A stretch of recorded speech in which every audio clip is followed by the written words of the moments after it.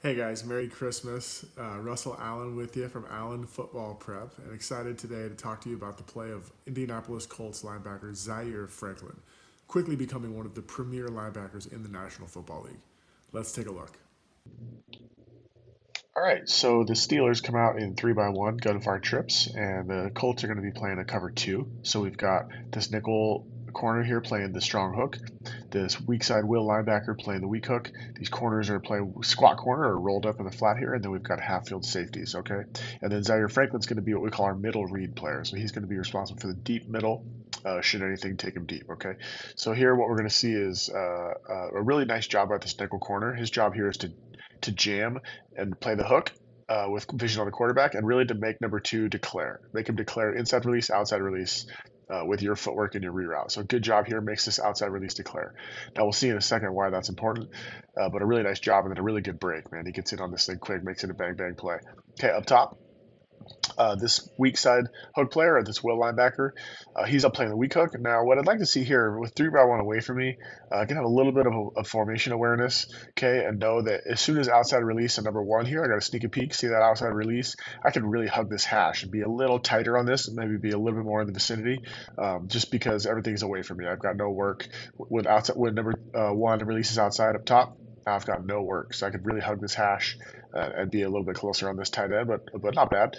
And then Zaire Franklin here, this is really darn good. Okay, so what he sees here and why this is so important for the nickel to make this route declare is as soon as he sees outside release here, he can pull the trigger. Because what's really common cover two beater against 3-by-1 is to see this tight end sit down and entice the eyes of the mic and then run a post right behind it and try to hit that post on him. Okay, so when he sees outside release of two because the nickel makes it declare, now he knows I can be aggressive on three. So as soon as that tight end sits down, I'm going to pull the trigger because this post is not coming with that hard outside release by the slot. Okay, that's running into the safety. So a really good awareness by him and a really good footwork. We'll see his footwork from the back, but a great job of seeing the outside release, stick my foot in the ground. When he sits, I sit and go make a play.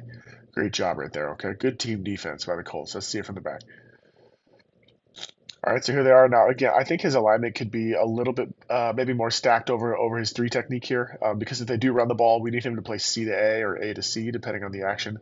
7-minute spacing, we've got to be able to play two gaps. So I'd like to see him a little more in the rocking chair, but overall pretty good. I mean, I love the depth. I think it's important that he keeps his depth because he knows he's got that threat of that post, or even if the tight end just runs vertical, he's got to carry. So he's got to open his hips here and keep his depth. But again, if you see that outside release from number two. Now my eyes can transfer to three. As soon as he sits down, I'm pulling the pin because I got no more deep threat after number two is declared. Okay, 45. As I said, I think he's opening up a little wide here. I don't see his eyes transfer to one at all. I don't think he understands the outside of release of one, and that he could be starting on the hash. So imagine if he was on this hash when that ball's thrown.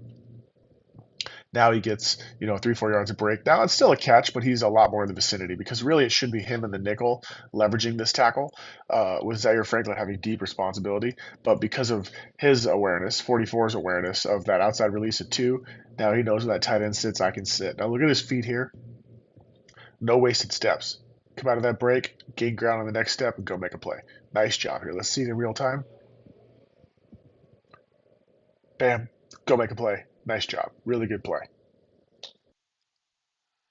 All right, so this is going to be, I mean, just a world-class trigger right here by Zaire Franklin. Okay, so they start out here in this bunch down below, the Steelers do, and the Colts are going to be playing some version of like cover five or three weak. It's really three to the field is what it is. They're rolling the safety 32 down to the field. Just happens to be formation in the boundary here initially. But when this motion comes, he's going to bump down over 19 and be the curl flat defender. Corners are and this middle safety are playing thirds.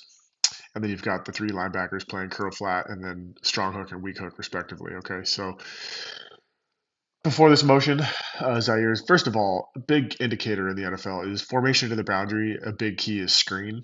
So his probably already has his antennas up of like, okay, hey, this there's a higher likelihood of a screen here just by formation. Okay, then this motion occurs.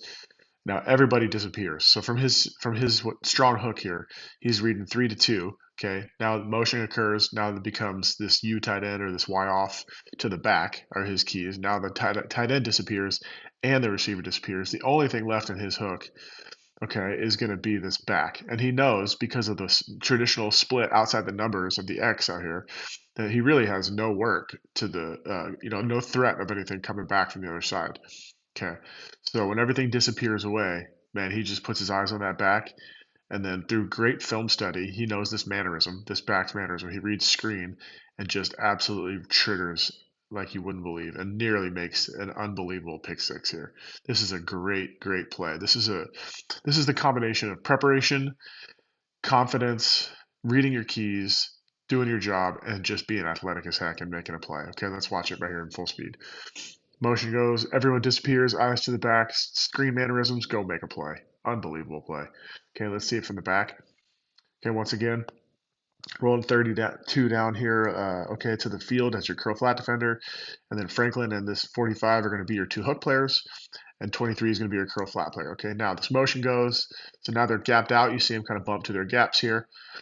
And then we get everybody disappearing. There goes the U back across. He feels this right away. There's no false steps. There's no, not biting on this run action whatsoever. And look at how quickly he recognizes screen. I mean, they haven't even completed the fake to this ghost motion, and he's already triggering. I mean, that is so good. That's film study right there. He knows what this play is. He knows by the back mannerisms. He knows by this formation. They've probably seen this exact motion and formation on film. He recognizes it. He trusts himself. He trusts his eyes, and he goes and makes a play. Absolutely phenomenal play.